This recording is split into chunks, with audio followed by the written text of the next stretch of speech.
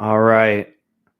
So sorry, everybody. It seemed like my sound went off after 15 minutes. So apologize for that. Hopefully you all can hear me. My apologies.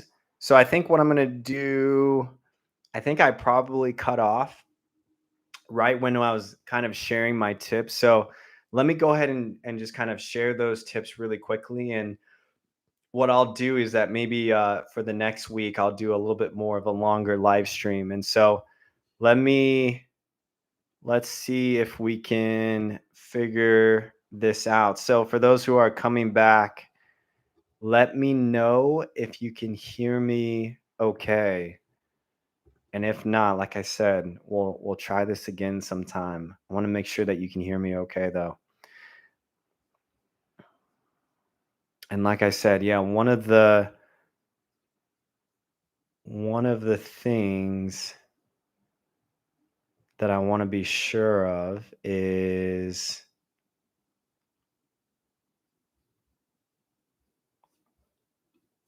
making sure that everyone can hear me okay. So once again, if my sound cuts off again, yep, just let me know. Just like before, I really appreciate it. And like I was kind of sharing, I'll kind of go through some of the tips that I had in mind. But I talked about preparation. I talked about really just knowing all elements of the school as much as you can. Practicing common questions out loud, recording yourself if you have to, crafting a strong response using the STAR method.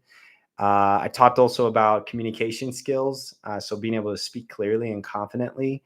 Try and avoid rambling as much as possible.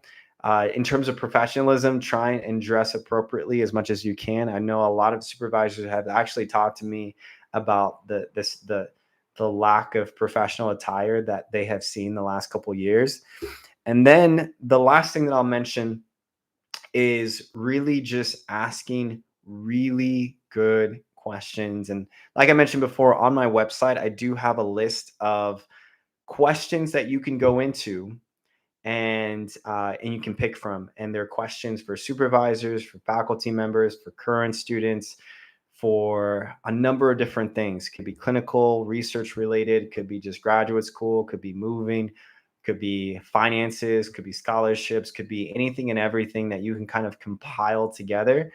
And honestly, these are for you. You want to make sure that if you're going to ask these questions, that you want to be able to help the person who's interviewing you understand that you're genuine and you're authentic and you have a lot of interest in the program. But honestly, these questions are also for you to make the best possible decision for you. A lot of the questions that I asked to these programs, I realized that it was actually helping me to sift out not only what schools that I was going to rank really high or what programs, but it was helping me to differentiate basically where I really actually wanted to go. And so that is the beauty and the benefit of asking really good questions. All right. So it sounds like my sound's working okay, which is good. We have somebody in the chat who said hello. Yeah, so I'm so sorry about the live stream before.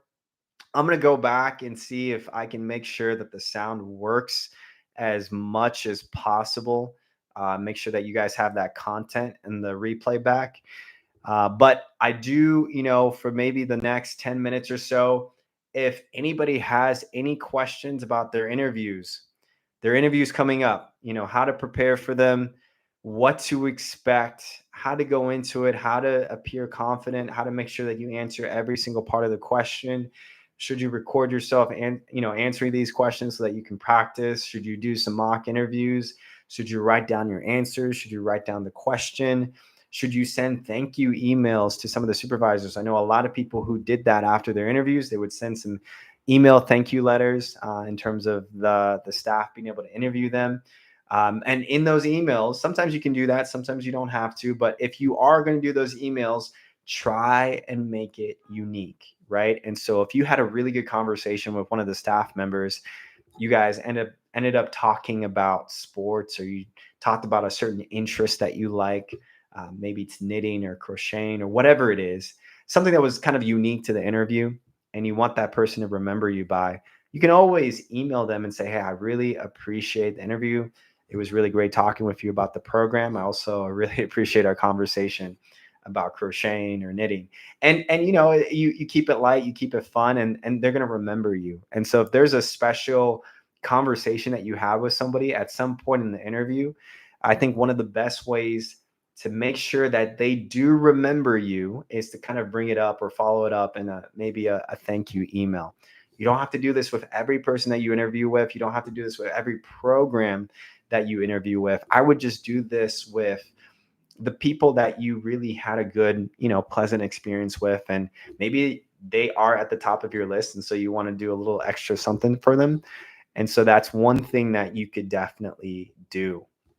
So, kind of wrapping it up, I know, like I said, I'll go back and make sure that the previous recording, that the sound can come through in the playback.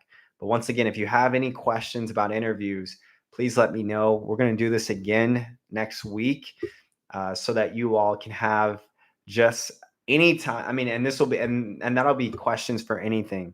Questions about graduate school, questions about application materials, questions about interviews. It'll be questions about anything. And so, but for this particular day today, I wanted to make sure that we focus on the interviews, since so many people are applying for interviews with grad school, with internship, with postdoc, with job positions, and all of that other stuff. So I'll leave you with this. I think authenticity is so important. The supervisors, the staff, they can tell if you're rigid. They can tell if you're kind of robotic. They can tell if you're reading off a script. They can tell if you're not really bringing out your authentic self. And one of the most important keys about the interview is that you can bring out your authentic self. You can bring out who you are as a person, which is so key, which is so important. And so please remember that, try and share some elements of your personality. If you're naturally really funny, throw out some jokes, make sure they're appropriate and they're still professional. But, if you're naturally talkative or you're naturally really personable, of course, show that type of side of you, right, in a professional way. I think one of the best things about the interview is that, research studies show that actually interviews aren't that great of a predictor of picking the right candidates.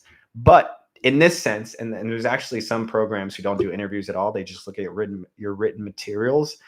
What I will say about interviews is that it benefits the person that's interviewing. So for example, if you don't have a great application, maybe your GPA isn't that great, maybe your materials aren't that great, maybe you're not as strong of a letter writer. I have seen situations in which there was a person who interviewed incredibly well, like incredibly well. And they didn't have the best application. I'd say their application was a little bit subpar. And I was part of sort of the review team in terms of helping to try and figure out what student was going to come into the program. And I'll say, like their application was okay. It wasn't the best, but they interviewed amazingly well. They had great interpersonal skills. They were funny. They were light. It was comfortable. It was almost like talking to an old friend. It was incredible, and they did a really phenomenal job. They were authentic. They were professional. They dressed really well. They asked really good questions. They showed a lot of interest. You could tell they did their homework in terms of really knowing and understanding elements of the program. They asked really good, unique questions. They just fit the part. And I'll say they actually got offered an acceptance, and I don't want to generalize this to everybody, but what I will say is that if you can do well in the interview, it will help you overall in the application process. It'll help you to stand out. And for most schools that are looking collectively at someone's application, they're not just looking at the grades, they're not just looking at the clinical or research experiences. They're looking at all components of them. And the thing about clinical psychology is that it is so interpersonal.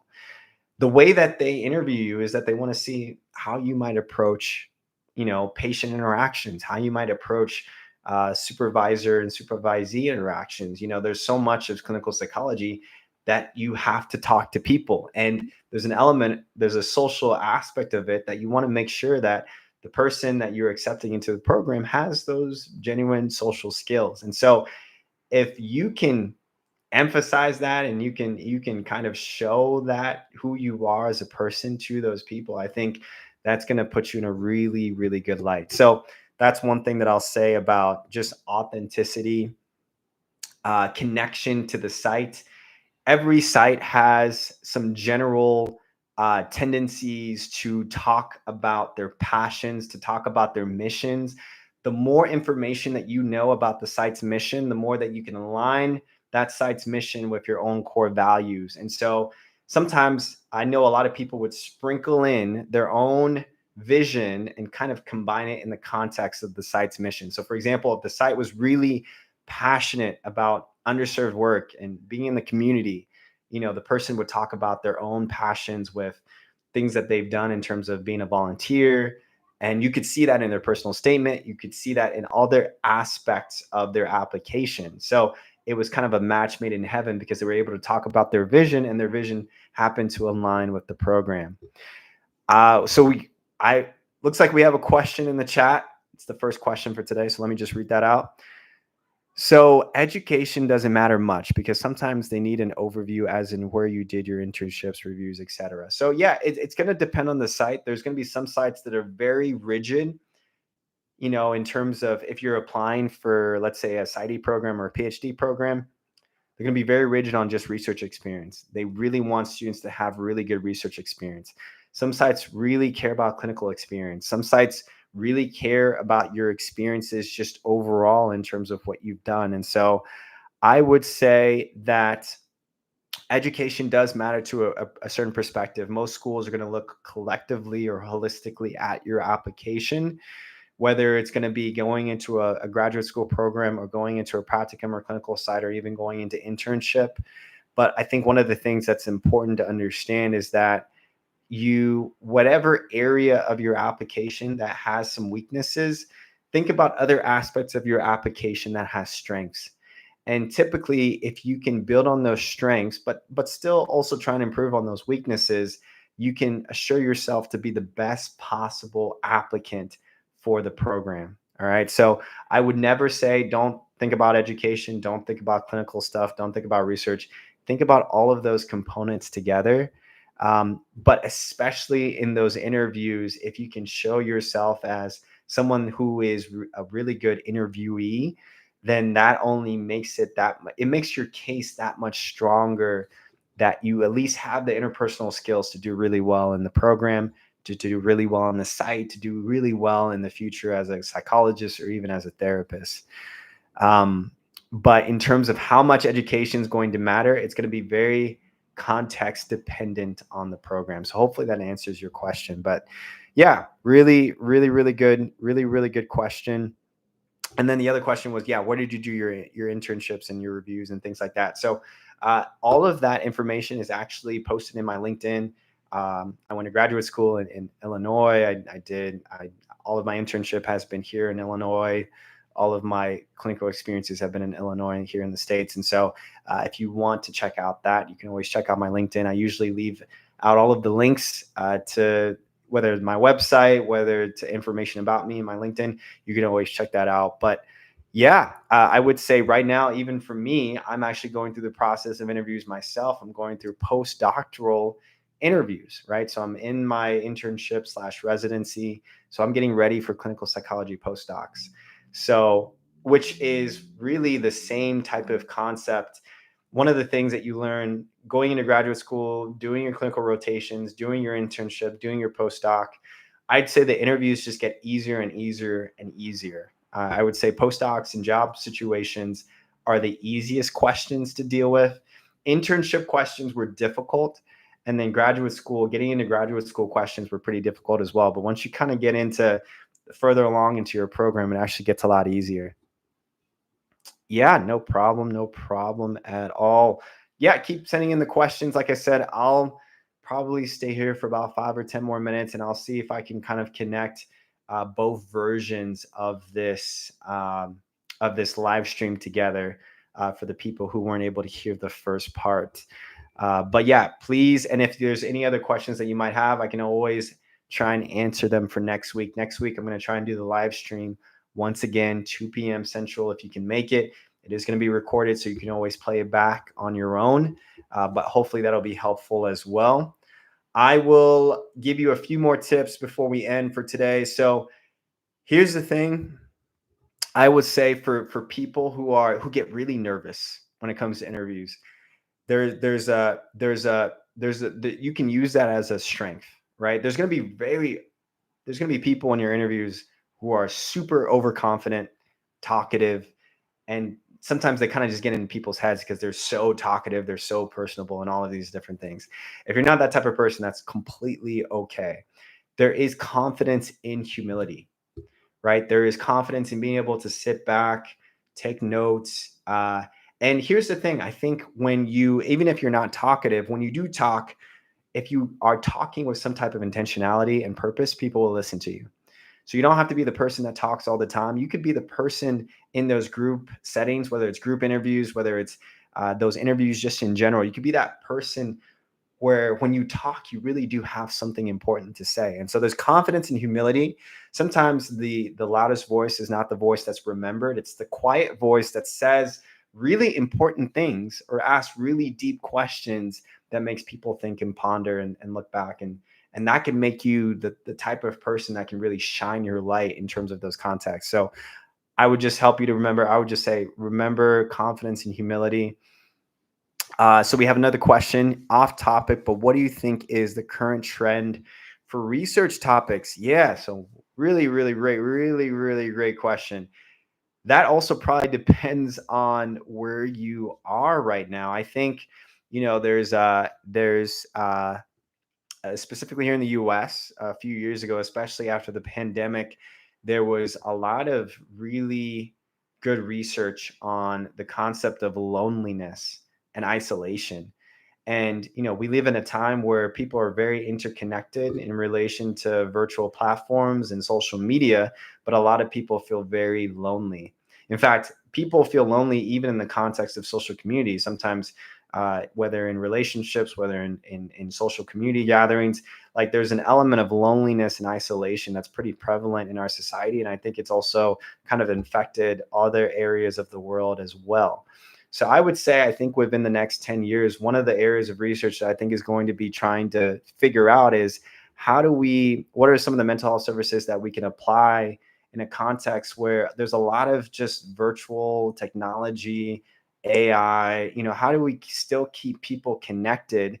How do we make sure that the value of social community and social connection can continue to be prevalent in our society in a world that's constantly changing and becoming much more technologically advanced than that we've ever seen before? And so I think a lot of what I've seen in the research is kind of paving towards that way to try and figure out that problem or solve that problem, especially for the next generation. So hopefully that, but I would say, yeah, look into the context of other areas, because there could be other potential things that are going to be really big research areas as well. Another question. Hi, Phil. I love your videos. I'm currently going through an undergrad program in psychology. Going forward, what should I consider when looking at graduate programs? Wonderful question. I've done a lot of videos about this, but I'll say some really quick things about this. Number one is the fit for you. You can go to the best graduate program in the world, but if it's not a good fit for you, it's gonna suck. And so the best fit is going to be what type of research lab, what type of research interests do you have that align with the school's research interest? Who are the faculty members? Do they have a big turnover rate? Because if there's a lot of faculty members that are going through the program, that means it's going to actually make it much more difficult for the students to get their research done, get their dissertation done. So you want to make sure the school has consistency in regards to having a low turnover rate as it relates to faculty members. Accreditation is always going to be important. I would say if you have accreditation, you have consistent faculty members, you have really good research labs, and you have a setting that has a lot of good clinical opportunities, then you're going to be in a really good place to make sure that you can get your resume and your CV up in terms of all of the experiences that you'll have at the program. But yeah, you can go on those schools' websites and you can see also their attrition rate. So every school will provide you, if they start with 12 students, they'll give you the rate of attrition. So they start with 12, maybe they end with 5.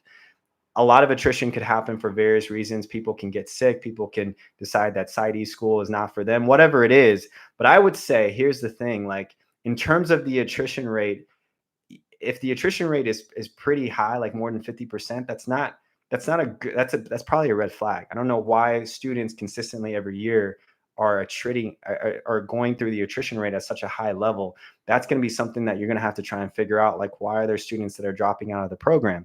Like poor or low percentage of licensure rates. If you go on the school's website and you see every school should have posted, oh, and all of our graduates have a 97, 99% success rate as it relates to the EPP and licensure. If it's like 70%, 60%, that's not good. You don't want to go into a program. If you want to be a licensed psychologist or licensed therapist, and you're going to a program that has not proven that they can license their students, that's also not good. So look at the licensure rates, look at the attrition rates, look at the turnover value, look at the quality of the research and the clinical experiences, look at fit in terms of tuition or scholarship opportunities. People, think about location in terms of where you want to be. But those would be, I know I ratted off a number of different things, but those would be maybe some of the things that I would consider when looking at a graduate program. All right. So, hi, Phil. I heard of Capella University. That's online, but they have clinical psychology. Do you think that's a good online school? So, here's the thing about online programs. I'm not sure about Capella, but what I know in terms of accreditation, the programs that are in person, even if they have some virtual components or like they're hybrids, all of the in-person or hybrid programs are accredited by the APA, American Psychological Association, here in the US. I don't know if purely online programs have the accreditation of the APA. Now, the reason that accreditation is so important is that it makes it easier to get your clinical hours. It makes it easier to get into a really good internship. It makes it easier to get into a good postdoc. It makes it easier to get licensed. Some states have restrictions on people who go through programs that don't have the accreditation status.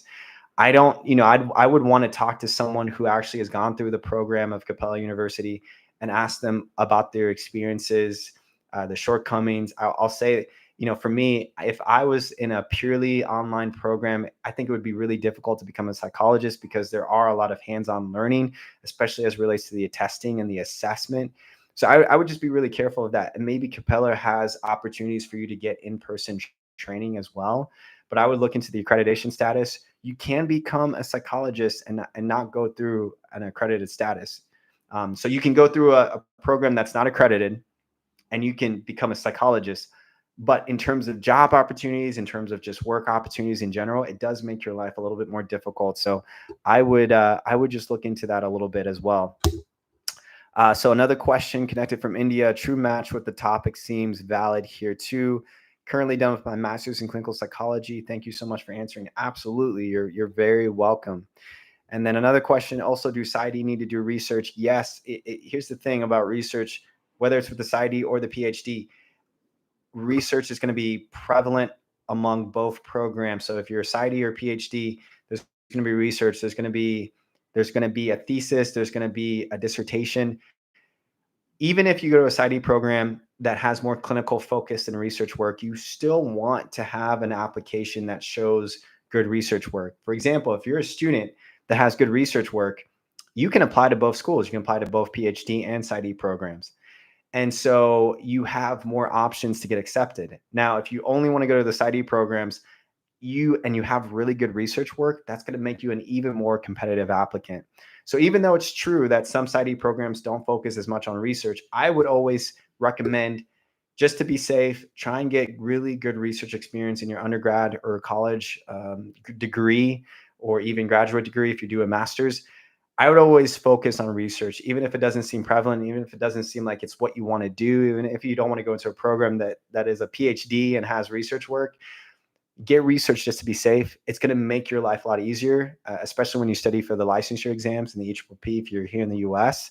But it's also going to make you more competitive for both schools, whether it's counseling, psychology, clinical psychology, PsyD, PhD. Get the research. If you can get the research experience, I think it's actually really important. And there's a lot of PsyD programs that are heavily focused on research just as much as PhD programs. There's not even any type of difference between some of the PsyD and some of the PhD programs. as it relates to research. So that's what I would focus on as well. If the only APA school in the area has a low passing rate for licensure, should this be brought up in the interview? I am interested in why, but don't want to offend the interviewers. Oh, this is an amazing question. So here's maybe the way that I would approach this. So you're right. I don't think you should ask the interviewers about their licensure rate success. But if they put you in touch with other students who are in the program, sometimes when you interview for these programs, 2 hours will be an introduction. Another hour, you'll be able to talk with the finance department. Another hour will be meet and greet with some of the faculty members. Then you'll have maybe 3 or 4 interviews with the staff members. And then you'll have maybe at the end of the interview day, you'll have a time where you can ask questions to the students, the current students. I would ask that question to the current students because they probably know. They probably know, oh, wow, yeah, we're in this school, we're in this program, but there's a lot of people who haven't gotten licensed. What's going on? So I would ask that question directly. Or what you could do is that you could get the email of one of those current students and email them after the interview and say, hey, I was going through the school website. I saw that, you guys have a low success rate in terms of licensure. I just wanted to just ask a little bit more about that if you want to be on the safe side. But I would not ask it directly to a faculty member. I would ask it directly to a student, and they can do the research. They can tell you the nitty gritty. They can tell you what's really actually going on in that program and give you the details of that. So that's what I would do. I would do some journalistic investigating in terms of that situation. But yeah, phenomenal question. All right. So as an undergrad, how can we get exposure to research opportunities? It seems hard to get into a lab, especially one that matches with what you want to do in graduate school. Yeah, really, really, really great question. Here's the thing that I would say about undergraduate research.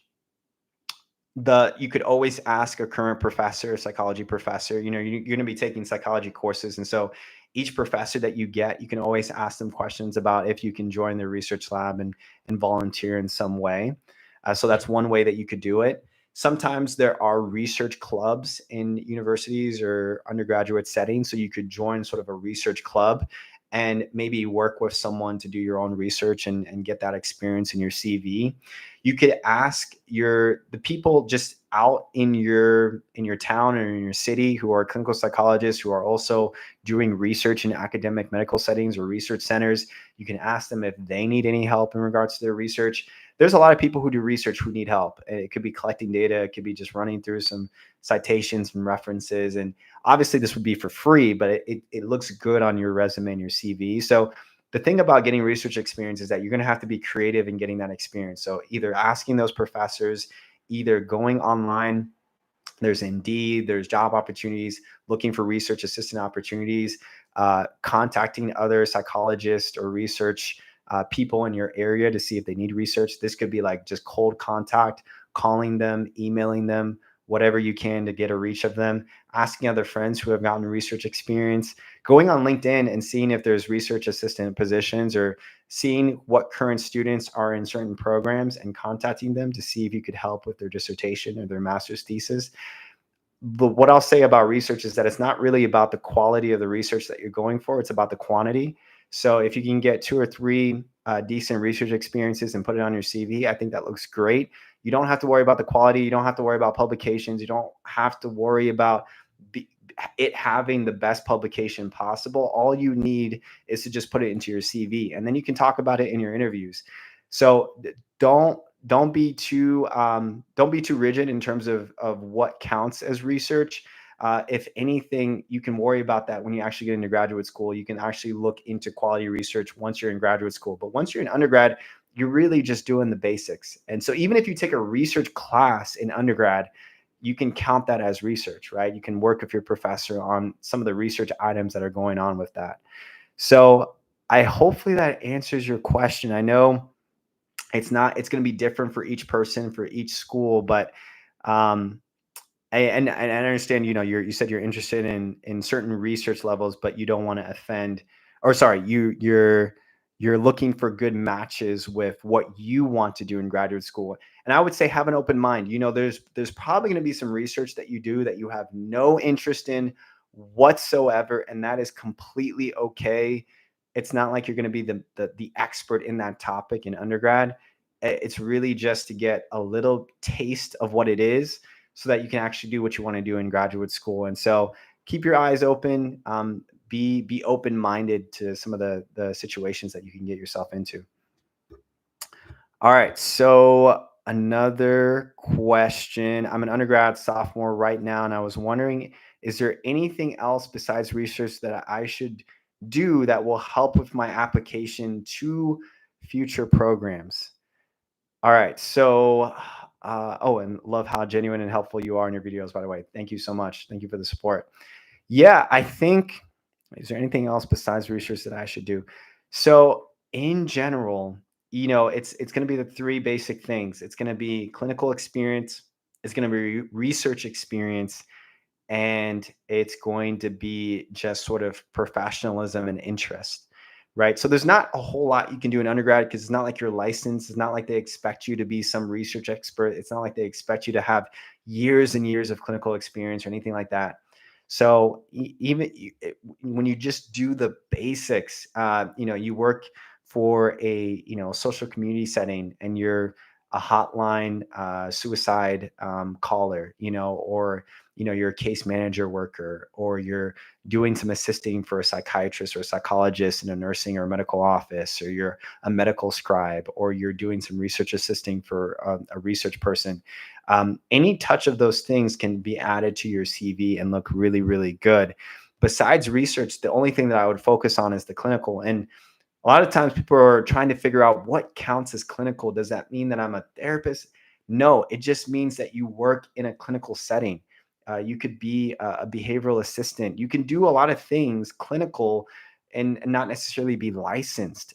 You could get certifications. You can become a peer specialist. You can become sort of a behavior analyst and get a certification through that. You can be an assistant to somebody who is a clinician. And so if you have worked in any type of clinical setting, whether it's with patients in a hospital setting or it's with clients in a work environment, you can count that as clinical experience because you're working alongside other clinicians in some way. And maybe you're managing tasks, maybe you're doing the scheduling, maybe you're shadowing, maybe you're asking those questions, those intake questions when patients initially come into a service. Whatever it is, whatever clinical experience that you can get other than the research experience is going to be incredibly valuable for you to put on your CV, and it's going to look really good when you actually do apply. So hopefully that answers your question in that way.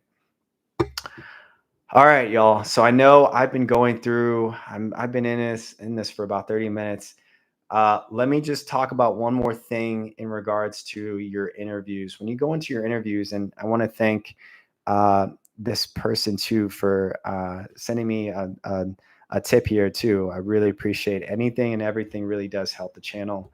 But handling tough questions when you go into these interviews, you will come across a tough question. You will come across something that you don't really know. Maybe it's a tricky question. Maybe it's a question that you just didn't prepare for. Maybe it's like weirded in some different way. It's always good to repeat the question, to ask for the question to be repeated. It's always good to write down the question. It's always good to ask maybe clarifying questions about the question so that you understand the question. You never want to answer a question that you're actually not answering directly, or you never want to answer a question that wasn't even the question to be asked for in the first place.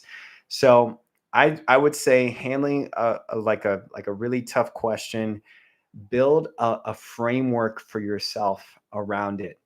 And you can ask other people, hey, have you ever had really tough questions and what were they, right? So you can just get a general idea. Maybe some examples of tough questions can be, tell us about a time you received really critical feedback, or tell us about a time where you had a really difficult case or patient, or tell us about a really difficult time in your life that maybe you had to go through, or an experience. Whatever that tough question is, try and make sure that you answer it distinctively, answer it within the framework of all the other types of questions that you've answered up to that point. And remember, here's the thing, remember, as long as you can do your best, that's the most important thing. Sometimes those tough questions are just to throw people off. And And if you throw away one question, you had really good answers to all the other questions, like that's completely okay. All right. So that's kind of maybe the last tip that I wanted to talk about for those who are getting ready for their interviews, who are looking forward to application season. Once again, I'm going to do another video next week, and it's going to be more broad based. It's not going to really be about interview questions, but just to recap, professionalism, asking really good questions, knowing the site really well, recording yourself when you give your answers, doing those mock interviews with other people, writing down your questions just to be able to read through them and kind of get familiar with them. Don't be too rigid in the way that you answer your questions. Be as fluid as possible. Have a lot of fun. Honestly, I will say, even though interviews are really stressful and they tire you out, they drain you. I know they drain me. They can be fun too. You can have really good conversations with other students. You can have really good, deep conversations with other uh, staff members who are interviewing you. Remember, there's always probably eyes watching you. So, to kind of stay on point the whole day, really appear, professional in that way, in that context. But I would just say, my last couple words, thank you so much for all of the questions, all of the support to the channel. I really, really, really appreciate it. Of course, you can always subscribe to the channel if you haven't. Reach out to me on Instagram. That's probably the best way, at Phil's Guide to PsyD, to ask more questions. And then, you can always go on my website too for more resources that I've done on philsarpon.com that gives some resources to better yourself as relates to your interviews and other different graduate school related things as well. But this has been an absolute pleasure. It's been a lot of fun. I'm going to tap out for today. But like I said, hopefully in that first video that I did where the sound wasn't coming through, I'll try and mesh these videos together so that people can get the sound quality from both what I talked about in regards to the interviews and then also what I talked about today with answering a lot of your questions. Really, really, really good questions. So overall, I will see you all next week around the same time. Like I said, 2 p.m. Central. Please reach out with other questions, and I will be sure to answer them. Hopefully next week in that session. But hope you have a good rest of your day, and I will see you all later. All right, take care.